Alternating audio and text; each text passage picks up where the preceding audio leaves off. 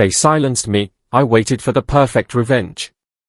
They didn't just ignore me, they erased me, slowly, quietly, like I never mattered. And if you've ever felt that kind of silence, the kind that makes you question your own voice, then stay with me, because this is not just a story time. This is a revenge story, a powerful comeback story, and a truth revealed that will change everything you think you know about silence and strength. My name is Rafael Duarte, and this is the story of how they silenced me, and how I chose the perfect moment to take it all back. It didn't happen all at once. It started small, so small that at first I ignored it. A missed meeting here, a message that went unanswered there, decisions made without me, conversations that stopped when I walked in, and I told myself it was nothing, just timing, just people being busy, just life moving fast. But deep down I felt it. Something was shifting, something wasn't right, and the more I paid attention, the clearer it became. This wasn't random, it was a pattern, and patterns don't lie. I remember one morning clearly. I walked into the office like I always did, calm, focused, ready, but the air felt different, heavy, like something had already been decided before I even arrived. People avoided eye contact, conversations ended too quickly, and in that moment, I understood, I wasn't part of the room anymore, even though I was standing right there. And at the center of it all was Ricardo Ferraz, the kind of man people trust without question, confident, respected, always in control, but control has a shadow, and that shadow is fear. Fear of losing power, fear of being replaced, and maybe, just maybe, I had become that threat without even trying. I was never loud, I didn't fight for attention, I didn't need to. My work spoke for me, results followed me, and sometimes that's enough to make the wrong person uncomfortable. That's when things changed from subtle to intentional. Ideas I shared suddenly came from someone else, projects I built were handed over without explanation, decisions that should have included me were already made, and every time I tried to speak, I was shut down with calm words that sounded polite but felt like a wall. Not now, Raphael, we'll handle it, it's already taken care of, and slowly, without anyone saying it directly, my voice disappeared. The hardest part wasn't being ignored, it was watching people I trusted go along with it, especially Camila Rocha, someone I believed understood me, someone I thought would speak up, but silence spreads, and when pressure comes, not everyone stands with you. Some people choose what's easier, what's safer. And I remember looking at her, waiting for something, even a small sign, but she just looked away, and in that moment, everything became clear. That was the day I stopped talking, not because I had nothing to say, but because I realized something important. They wanted a reaction, they wanted me to get angry, to lose control, to prove whatever story they were building about me. But I didn't give them that. Instead, I chose something different. I chose silence, not their silence, my silence. If you're enjoying this emotional storytelling, this kind of dramatic story time that feels real, then take a moment right now and hit that subscribe button. Make sure you're part of this journey, because what's coming next in this viral story will shock you, and you don't want to miss it showing up in your subscription box. Back then, they thought silence meant weakness, they thought I had accepted being pushed aside, they thought I was done, but what they didn't understand is that silence can be power, because while they were talking, I was listening. While they were moving fast, I was paying attention. While they were confident, I was learning everything, every word, every decision, every mistake, every lie. I saw it all. That's the thing about being underestimated. People stop hiding things from you, they stop seeing you as a threat, and that's when they make their biggest mistakes. And I didn't rush, I didn't react, because this wasn't going to be just another argument or emotional outburst. This was going to be something else, something precise, something calculated, something unforgettable, because a perfect revenge story doesn't start with action. It starts with patience, and patience is dangerous.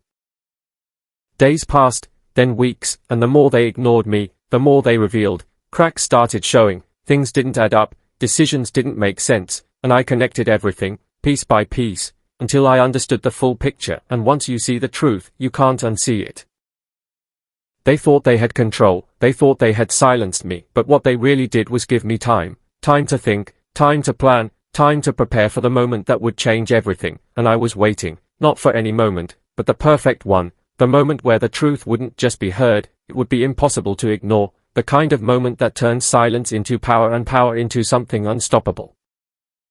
So if you think this is just another story time, you're wrong. This is just the beginning of a powerful comeback story, a real-life revenge story, and in the next chapter, the betrayal will be fully revealed in a way you won't expect. so make sure you are subscribed, because when that moment comes, you'll want it right there in your subscription box, waiting for you.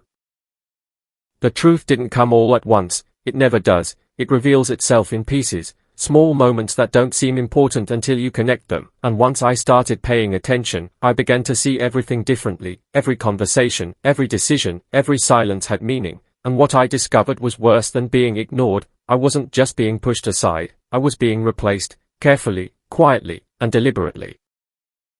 At first, it was just a feeling, something didn't sit right, the way people spoke around me, the way certain names kept coming up, the way my work started showing up in places I had no access to anymore. But feelings are not enough, I needed proof, and that's when I started watching more closely.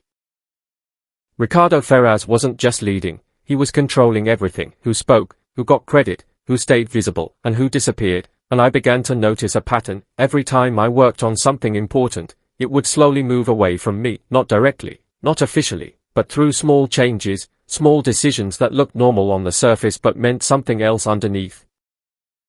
One afternoon, I saw it clearly for the first time: a project I had spent weeks building, something I knew inside out, something I had planned from the beginning, was being presented in a meeting I wasn't invited to, and the person presenting it was Camila Rocha.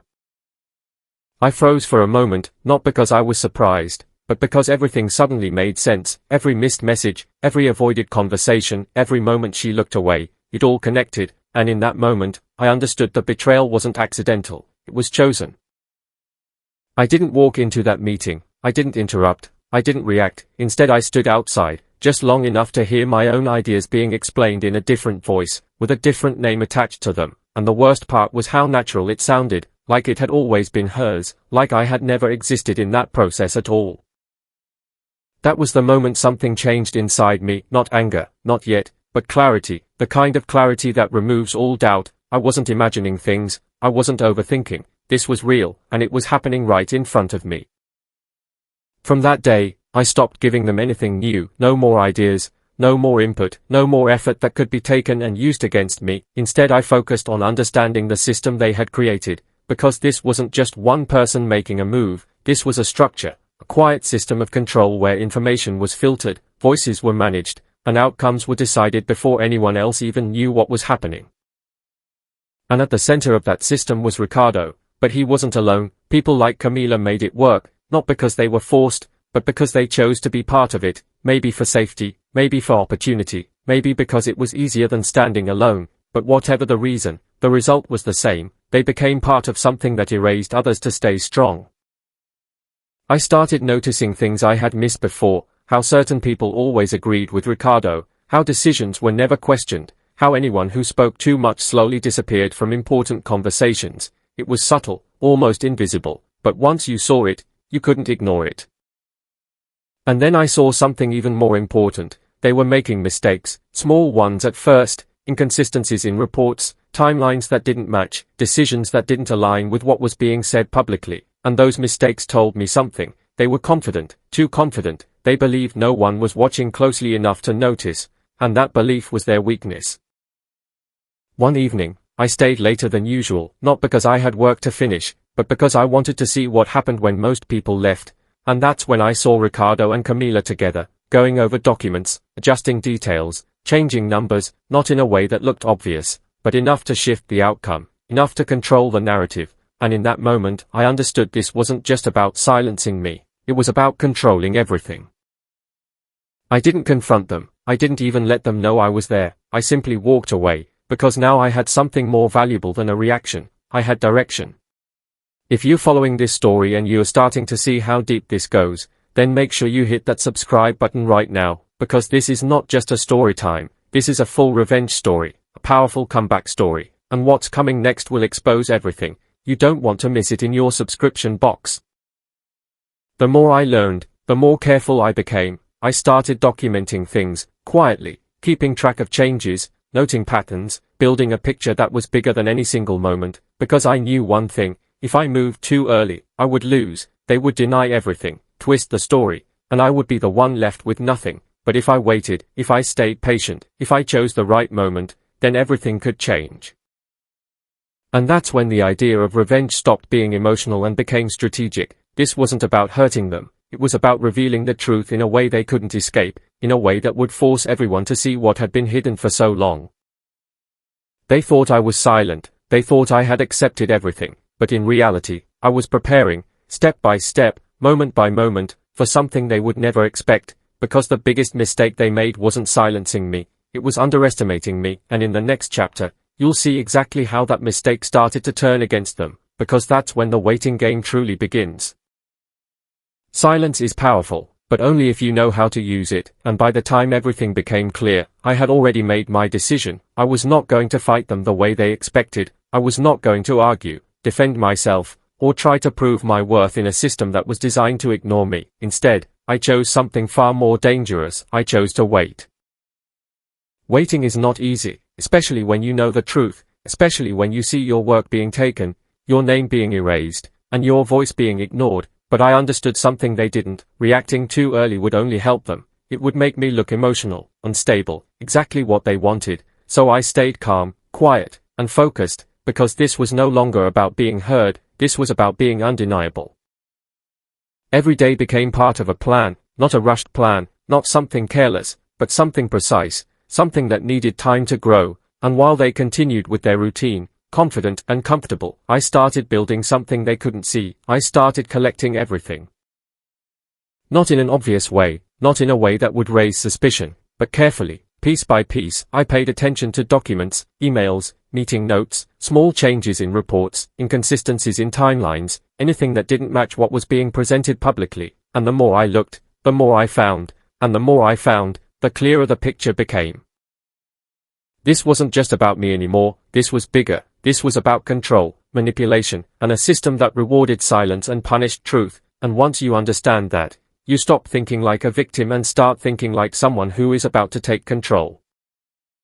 Ricardo Ferraz continued exactly as expected, confident, untouchable, making decisions without question, speaking as if everything was already his, and Camila Rocha stayed close to him, playing her role perfectly, presenting ideas, leading projects, gaining recognition, and from the outside, everything looked clean, professional, successful, but I knew what was underneath. I had seen it, and now I was documenting it.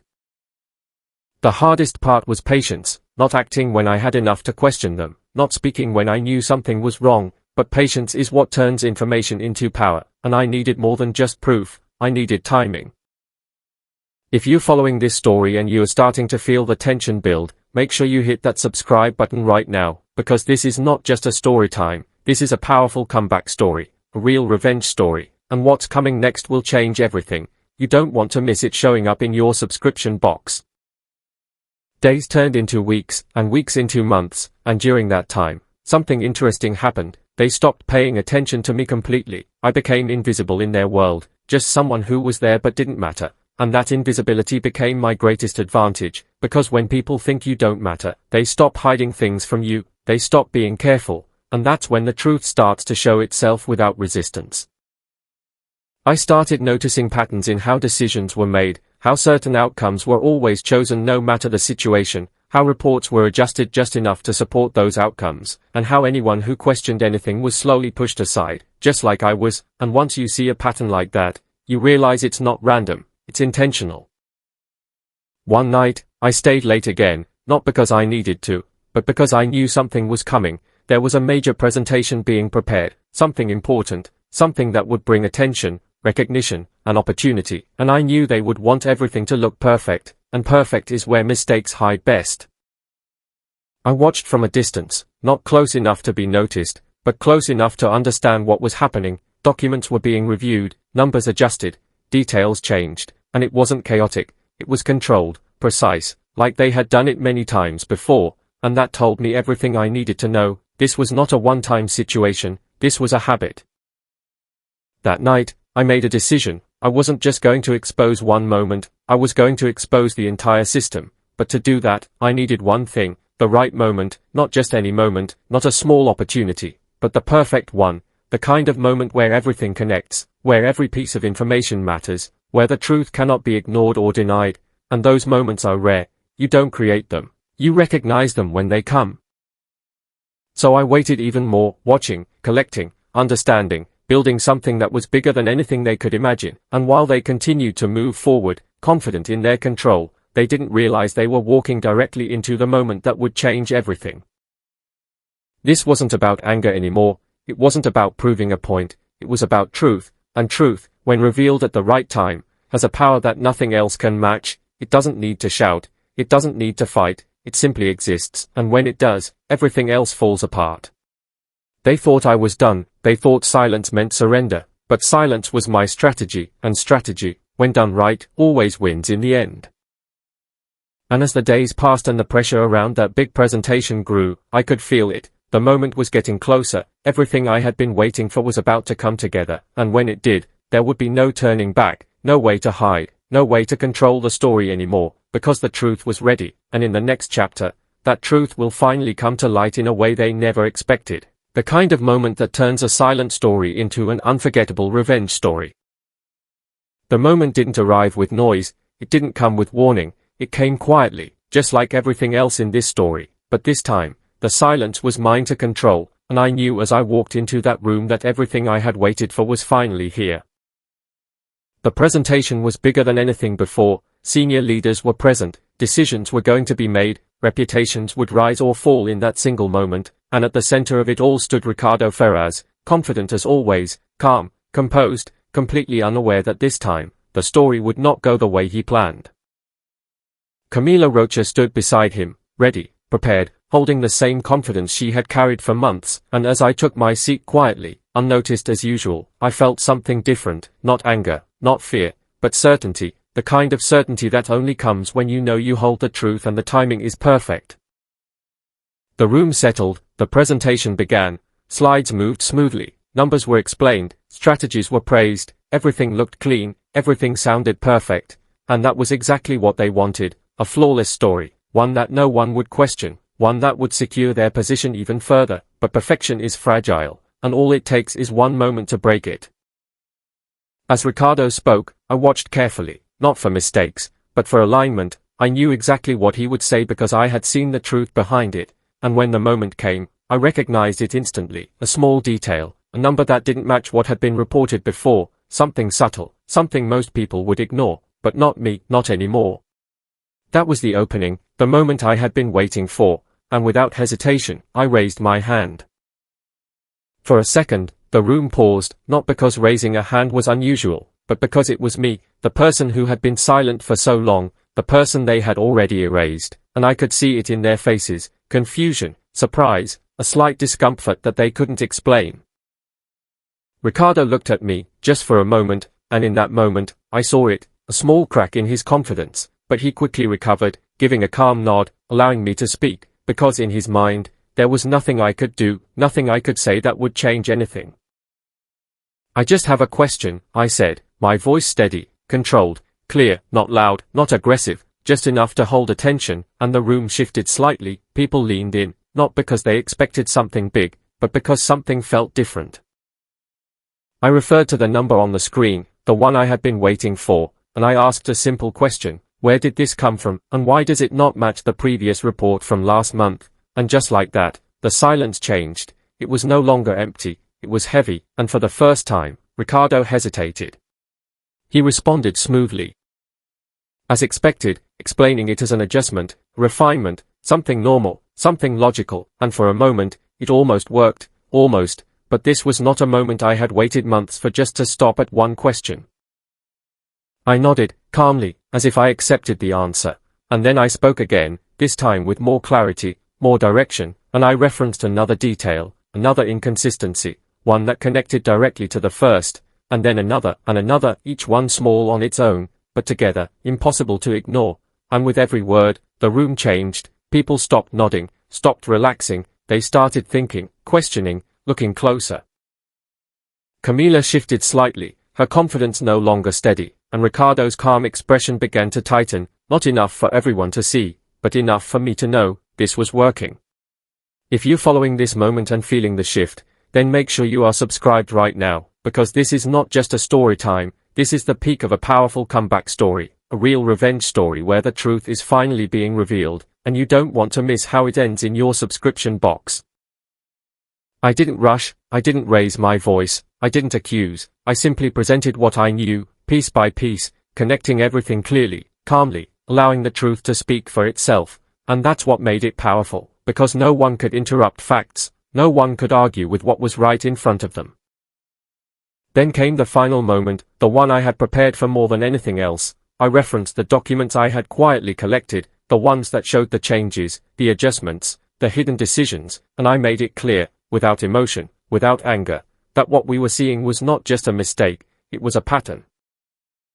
The room went completely silent, not the empty silence from before, but a full, heavy silence, the kind that forces everyone to face what they've just heard, and in that silence, everything changed. Ricardo tried to respond, but this time, his words didn't carry the same weight. The confidence was gone, replaced by something else, something uncertain, and Camila said nothing at all, because there was nothing left to say. I didn't need to push further, I didn't need to argue, because the moment had already done its work. The truth was no longer hidden, it was visible, undeniable, and impossible to ignore. I leaned back slightly, calm, composed, just as I had been when I walked in, but everything around me was different, the room, the people, the energy, it had all shifted, and for the first time in a long time, I wasn't invisible anymore.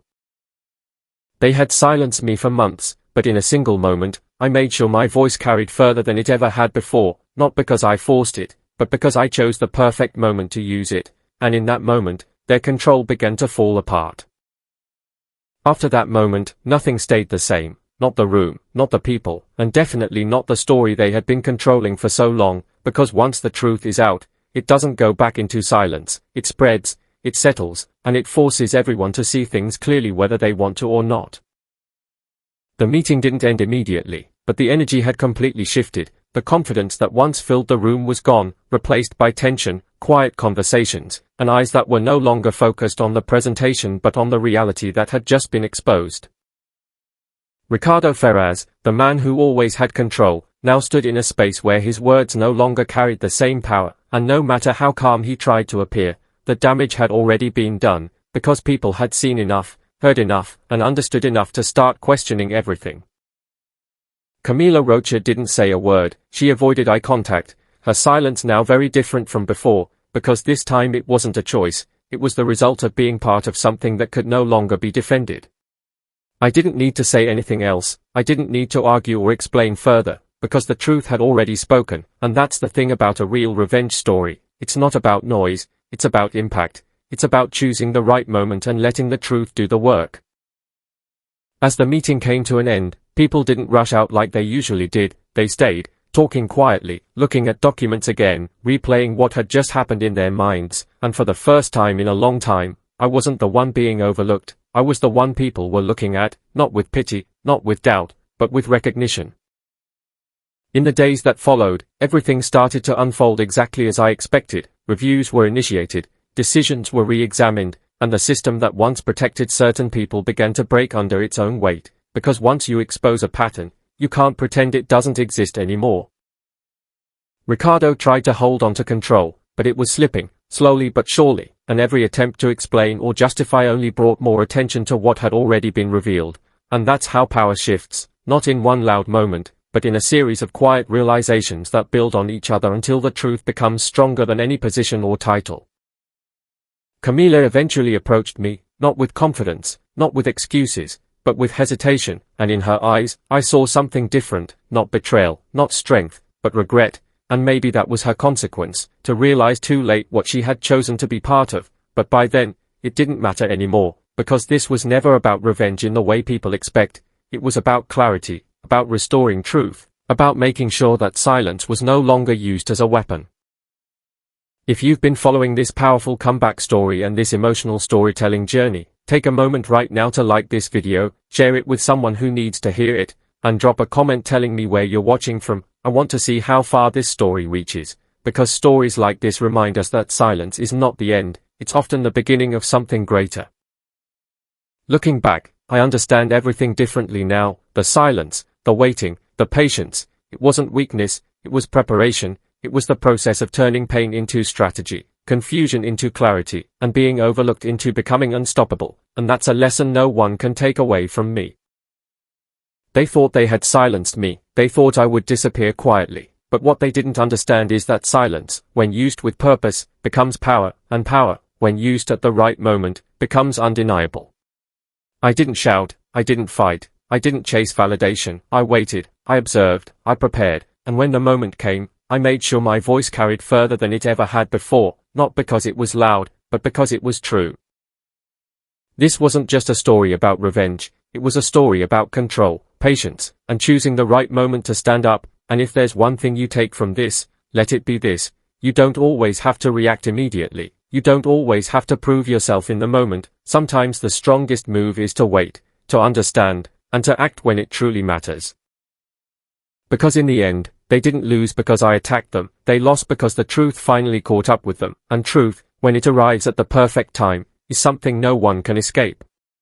So if you ever feel silenced, if you ever feel overlooked, remember this story, remember that your moment is coming, and when it does, make sure it's one they will never forget.